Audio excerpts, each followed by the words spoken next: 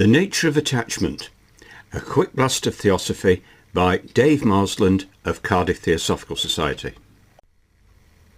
Attachment can be understood as a deep emotional connection to people, objects or experiences that often leads to a sense of dependency.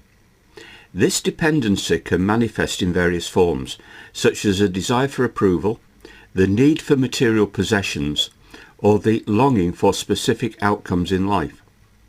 When individuals become overly attached, they may find themselves in a cycle of craving and aversion, where their happiness is contingent upon external circumstances.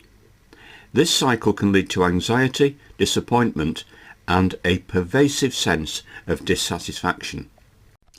In the context of spiritual development, attachment can hinder one's ability to experience true freedom and joy. Theosophical teachings emphasize that the material world is transient and ever-changing. Thus, clinging to it can result in suffering. By recognizing the impermanence of all things, practitioners can begin to loosen their grip on attachments, fostering a more profound sense of inner peace.